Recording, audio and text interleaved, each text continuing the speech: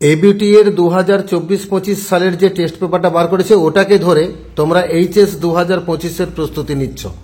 এখান থেকে তোমরা নিশ্চয়ই ইংরেজির পেজগুলো আলোচনা করছো। তো তোমাদের সাহায্য করার জন্য এই ভিডিও। আজকে আমরাও একটা ইংরেজি পেজের আলোচনা করব। তার আগে আমরা দেখে নেব ইংরেজি কোন কোন পেজে আছে। ইংরেজির পেজ নাম্বারগুলো এখানে দেওয়া আছে। আজকে আমরা আলোচনায় যাব পেজ নাম্বার 265। এর আগের যতগুলো মডেল পেজ দেখতে পাচ্ছ সবকটা পেজের আলোচনার ভিডিও আমার চ্যানেলে আপলোড করা আছে। ভিজিট করো, প্লেলিস্টকে ক্লিক করো, ক্লাস 12 এর ভিডিও বার করো, সেগুলো পেয়ে যাবে। আজকে আমরা 265 পেজে যাব। এখান থেকে আমরা 1-এর দাগ, 2-এর দাগ আর 4-এর দাগ মানে এমসিকিউ, এসএকিউ এবং গ্রামার এই তিনটা পোরশন আলোচনা করব। যেমনটা তোমরা থাম্বনেলে দেখলে যে এই তিনটা দাগে মিলিয়ে মোট 30 নম্বরের কোশ্চেন থাকবে। আর আমাদের টার্গেট হচ্ছে এই 30 এর মধ্যে 30 স্কোর করে নেওয়া। প্রথমে এমসিকিউ দেওয়া আছে 1-এর দাগে, the eyes of the narrator were sensitive to, মানে লেখক রাস্কিন বন্ড ওনার যে চোখ দুটো সেটা কিসের প্রতি সংবেদনশীল? উত্তর হচ্ছে light and darkness, option number C, light and darkness, মানে চোখগুলো সংবেদনশীল ছিল শুধুমাত্র আলো এবং অন্ধকারের প্রতি। 2-এর দাগে during prayer one transcend one's body, যখন কেউ প্রে করতে বসে মানে নামাজ পড়তে বসে তখন তার শরীরটা রূপান্তরিত হয় এবং সে কসমসের একটা অংশ হয়ে ওঠে, তাই না? তো এখানে বডি উত্তর হবে অপশন নম্বর সি।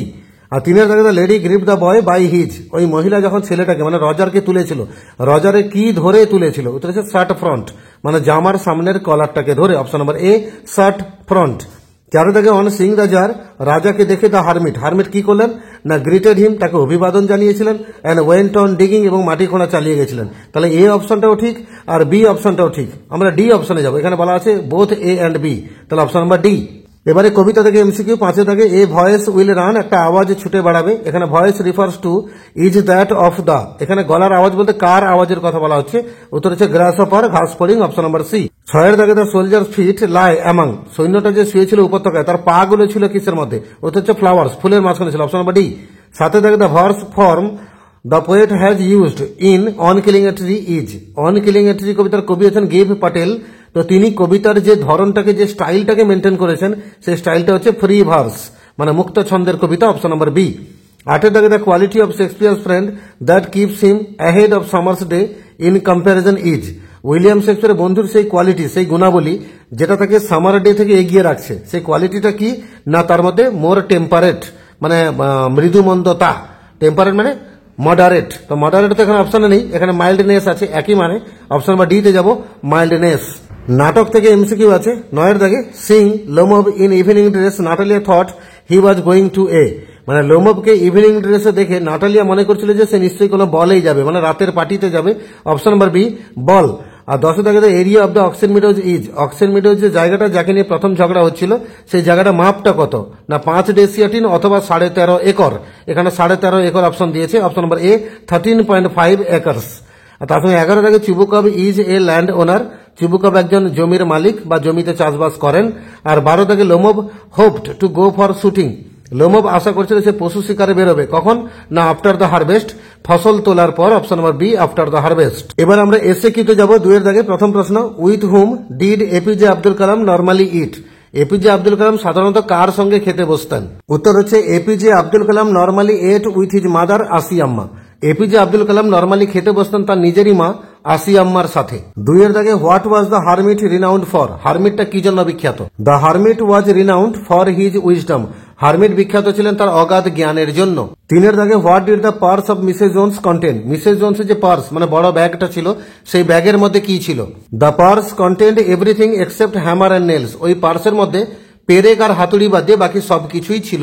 4-এর দাগে how are the roads in Mussoorie in October, October মাসে মুসোরিতে রাস্তাঘাটগুলো কেমন থাকে?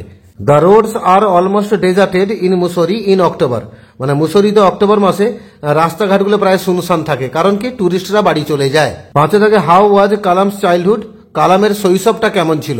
Kalam's childhood was secure both materially and emotionally, কালামের শৈশবটা ছিল নিরাপদ শৈশব বস্তুগত দিক থেকে এবং আবেগ ভালোবাসার দিক থেকে। 6-এর দাগে but it was a safe remark, কিন্তু এটা একটা নিরাপদ মন্তব্য ছিল। What was the safe remark, সেই নিরাপদ মন্তব্যটা কি ছিল? You have an interesting face it was a safe remark, আপনার আছে খুবই আকর্ষণীয় একটা মুখ, আর এটা ছিল একটা নিরাপদ মন্তব্য। 7-এর দাগে what did Roger hear while entering the house of Mrs Jones, Roger যখন মিসেস জোন্সের হাউসের মধ্যে প্রবেশ করছিল তখন সে কি শুনতে পাচ্ছিল? Roger could hear other roomers লাফিং and talking in the large house, Roger শুনতে পাচ্ছিল অন্যান্য রুমের লোকেরা হাসছে এবং কথা বলছে সেই বড় বাড়িতে। 8-এর দাগে let us see who it is, চলুন দেখা যাক ওই লোকটা কে বা কে আসছে। Who is the man refer to here, এখানে কোন লোকটা আসছে বলে অভিহিত করা হয়েছে বা বোঝানো হয়েছে, মানে কোন মানুষের কথা বলা হচ্ছে এখানে। উত্তর হচ্ছে the bearded man is refer to here, সে দাড়িওয়ালা লোকটার কথা এখানে বলা হচ্ছে। কবিতা থেকে এসে কিউ 9 দাগে how is the strength of the tree exposed, গাছের যে প্রধান শক্তি সেটা কি করে বাইরে বেরিয়ে আসে। When the root is pulled out the strength of the tree is exposed, যখন মূলকে টেনে বাইরে বার করা হয় তখন এই গাছের প্রধান শক্তিটা বাইরে বেরিয়ে আসে। 10 দাগে who is asked to keep the soldier warm, সৈন্যটাকে গরম রাখতে কাকে অনুরোধ করা হচ্ছে। Nature is asked to keep the soldier warm, প্রকৃতিকে অনুরোধ করা হচ্ছে সৈন্যটাকে গরম রাখার জন্য।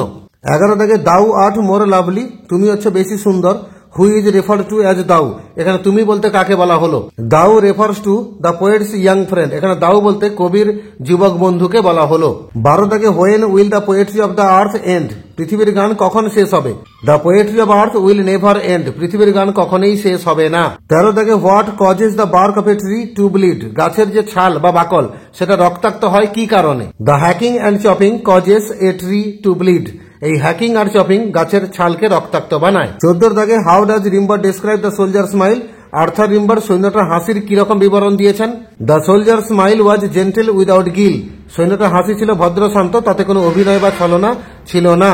15 দাগে what mite one here on a loan wintry evening, কোন একটা নির্জন শীতের সন্ধ্যায় কেউ একজন কি শুনতে পায়। One might hear the shrill music of cricket in winter evening, কেউ একজন শুনতে পায় সেই ঝিঝি পোকার তীক্ষ্ণ গান শীতের সন্ধ্যায়।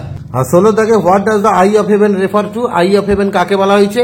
The I of haven refers to the sun, I of haven বলতে সূর্যকে বলা হয়েছে। এবার আমরা গ্রামার পোর্শনে যাবো 4 1। I remember my father starting his day at 4 AM, আমি মনে করতে পারি আমার বাবা দিন শুরু করতেন ভোর 4টের সময় নামাজ পড়ে।